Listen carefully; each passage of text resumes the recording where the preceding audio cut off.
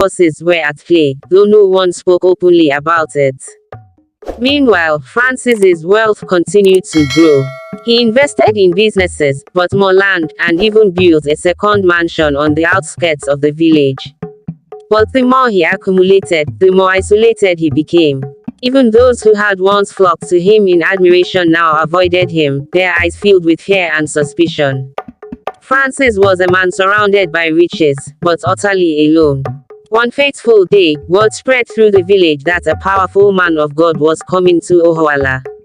He had been summoned by the elders, who believed that only divine intervention could save their people from the disasters that had befallen them. The prophet was known for his ability to confront evil forces and bring peace to troubled lands. Francis heard the news with a sinking feeling in his chest. He had been trying to distance himself from the growing calamity, but the arrival of the prophet felt like a sign that the truth would soon be revealed. Panic seized him as he realized that his carefully hidden secrets might soon come to light.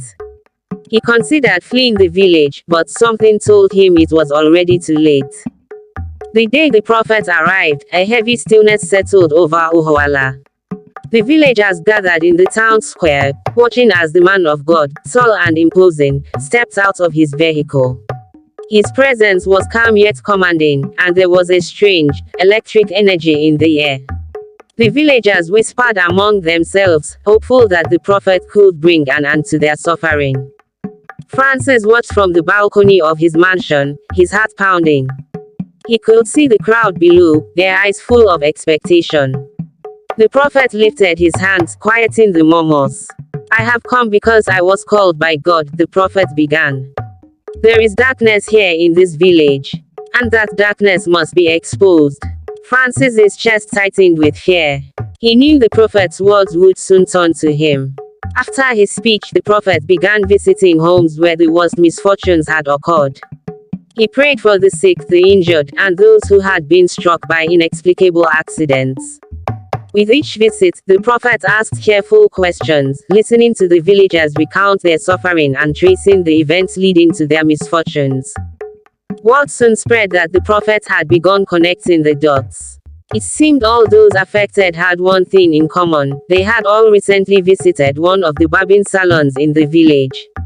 Though the villagers were unaware of Francis's connection to the salons, the prophet sensed something more sinister at play. The hairs collected from the victims had been used in rituals, though the details remained hidden. For now. One evening, the prophet gathered the village elders in a private meeting. His expression was grave as he spoke. "There is something terribly wrong here.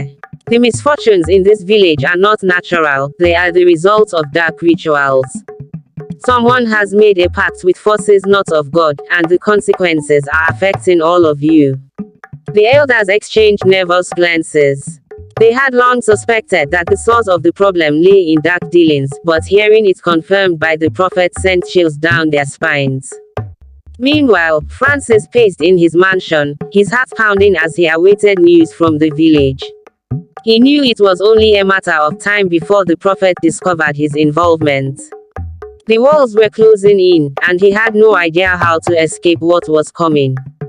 The next day, the prophet visited one of the barbing salons where the collected hair had been stored. He stood outside the shop, eyes closed in prayer. After several minutes, he opened his eyes and announced to the crowd that had gathered around him, "The source of the darkness begins here." The villagers gasped, shocked by the revelation. "What do you mean?" the salon owner asked, his voice trembling. The prophet's gaze was intense. "The hair of the people that has been cut here is being used for evil purposes. Those who have lost their hair here are now suffering, their lives filled with calamity." The villagers murmured in confusion and fear. Though they still didn't understand the full extent of what was happening, the prophet's words sent ripples of dread through the crowd. From his mansion, Francis's fear only grew as he heard the prophet's revelation spreading through the village. He could feel the walls of his secret life crumbling around him. Every day, the prophet's investigations brought him closer to the truth. Francis knew that once his involvement in the rituals was exposed, his life would be ruined. The wealth he had amassed would mean nothing. One evening, as he stared out at the village from his balcony, he saw the prophet walking toward his mansion. His heart stopped. Was this it? Had the prophet finally uncovered his secrets? Fear gnawed at Francis's insides as he wondered what he would do when the inevitable confrontation came. The prophet arrived at Francis's mansion that evening, his face stern yet calm. Francis greeted him, trying to maintain an air of composure, but inside, he was trembling. The prophet sat in the grand living room, his eyes sweeping over the opulence before settling on Francis. "You have prospered greatly in a short time," the prophet said. It wasn't a compliment. Francis nodded stiffly, unsure of what to say. For several moments, the prophet remained silent, as if weighing his next words carefully. Then he spoke softly but firmly. "There is a darkness surrounding you, Francis. I feel it in this house, in your presence. The wealth you have gained has come at a terrible price." Francis swallowed hard. "I don't know what you mean," he lied, his voice shaking. But the prophet's gaze remained fixed on him, unwavering. After the prophet left, Francis's mind raced. He knew the prophet suspected something, and it was only a matter of time before the villagers turned on him. That night, as he lay in bed, another disturbing dream came to him. This time, it was more vivid than ever. In the dream, he stood in front of a large bonfire, surrounded by shadowy figures. The air was thick with the smell of burning hair, and the fire roared with a hunger that made his skin crawl. Suddenly, the fire turned black, and the shadowy figures began chanting. Francis tried to run, but his feet wouldn't move. The fire surged toward him, and just as it was about to consume him, he awoke, drenched in sweat. He could still smell the burning hair. Francis sat up, shaking. He knew the dream was a warning. What could he do now? He was trapped. As the prophet continued his investigation, the villagers grew increasingly anxious. Some began to demand answers from the elders, while others sought protection through prayers and offerings at the local shrine. Fear and tension hung thick in the air, and the once vibrant community now felt suffocated by dread. People kept their children close and avoided unnecessary trips out of their homes. The elders, pressured by the villagers, sought further counsel from the prophets. They knew the village was on the brink of chaos, and something had to be done to restore peace. The prophets assured them that the evil in their midst would soon be revealed. But until then, they had to be patient and remain vigilant. The elders nodded, though their nerves were frayed. Time was running out. Ebuka, who had remained distant since the prophet's arrival, suddenly paid Francis an unexpected visit late one night. His face was tense, his usual confidence replaced by a nervous edge. "You need to be careful," Ebuka warned as he sat down in Francis's study. "The prophet is getting too close. If he finds out what we've been doing, everything will be lost." Francis clenched his fists, the fear bubbling over into anger. "You said this was safe. You said I'd be untouchable." He spat. Ebuka's eyes flickered with something close to regret, but his tone remained firm. "I didn't anticipate the prophet's arrival. But we still have a chance. Halo, avoid any attention. This will blow over." Francis wasn't convinced, but he had no choice but to trust Ebuka. The man had led him into this, and now, he had to believe Ebuka could get him out. As the days dragged on, Francis became more paranoid. He avoided the village square and stopped attending village meetings altogether.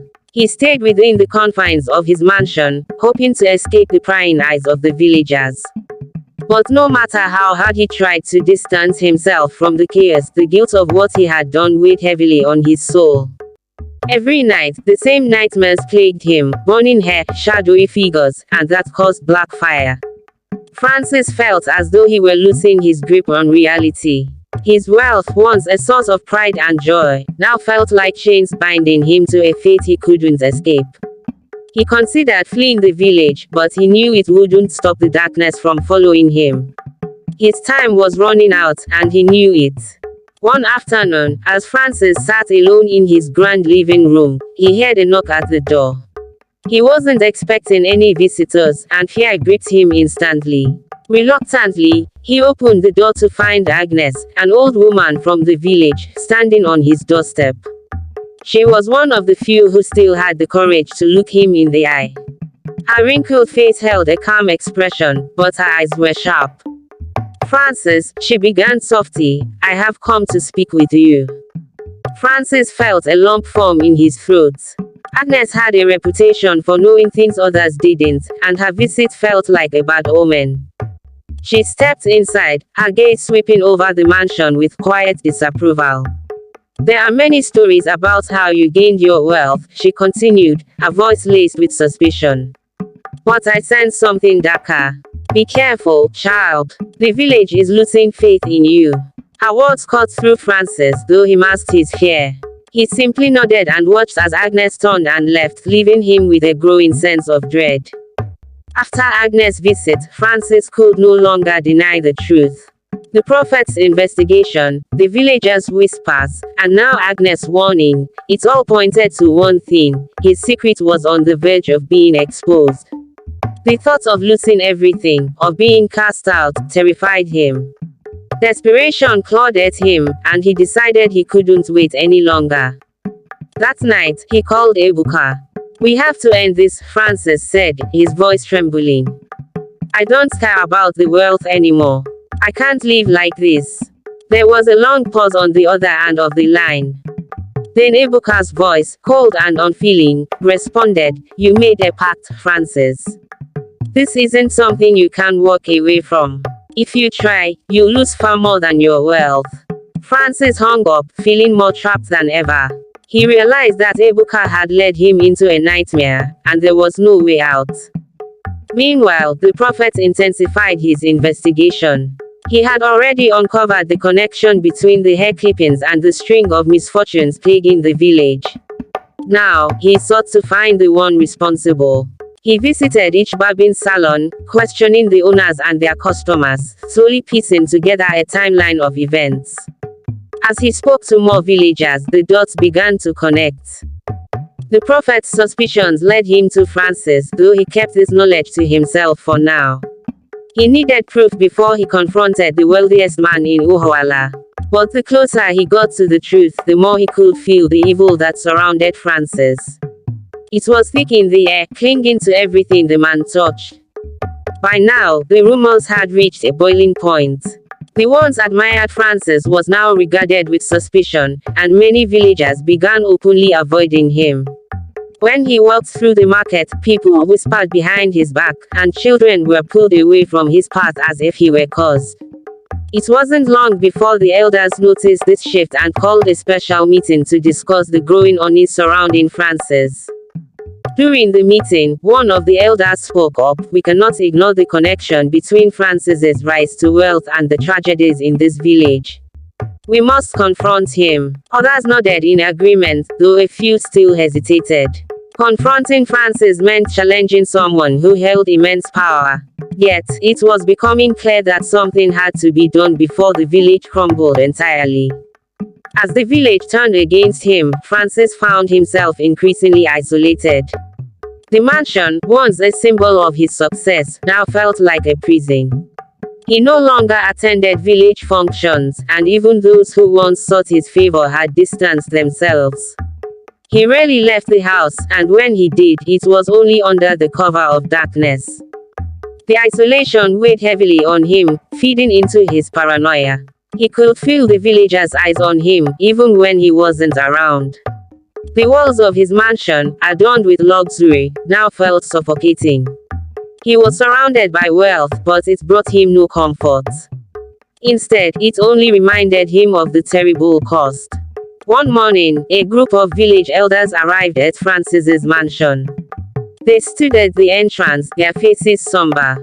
Francis hesitated before letting them in, knowing that this visit wasn't a social call. The air was tense as they sat down in his living room. The head elder, Okoro, spoke first. "Francis, the village is in crisis. We cannot ignore what is happening any longer." Francis said nothing, his heart pounding. Okoro continued, "There are too many strange coincidences. The misfortunes, the deaths, the accidents. All of it began when you became wealthy. People are saying you are behind it. Francis's hands trembled, but he forced himself to remain calm. These are baseless accusations, he replied, though even he could hear the tremor in his voice. The elders exchanged glances, their suspicion deepening. As the elders continued to question Francis, the prophet arrived unannounced, his presence immediately commanding attention. The room fell silent as he walked in, his eyes scanning the room before settling on Francis. There is no need for further questioning, the prophet said calmly. I know the truth. Francis felt the blood drain from his face. The prophet turned to the elders. Francis has been collecting the hair of the villagers, using it in dark rituals to gain wealth. The misfortunes that have befallen your people are the result of his actions. Gasps filled the room as the elders looked at Francis in shock. Francis, too stunned to speak, could only sit in silence as the weight of the prophet's words crushed him. His secret was out, and there was no denying it now. Francis's body felt numb as the room exploded into chaos. The elders, once silent, now erupted with questions and accusations. How could you? One shouted. You've destroyed this village. Another elder cried out. Francis struggled to find his voice, but the guilt that had been building inside him for months now overwhelmed him. He couldn't deny it any longer. I didn't know, Francis muttered, though the words sounded hollow even to him. The prophet stepped forward, his voice calm but stern. You may not have known the full extent of what you were doing, but you made the choice. You accepted the pact. Now, the village is paying the price for your greed.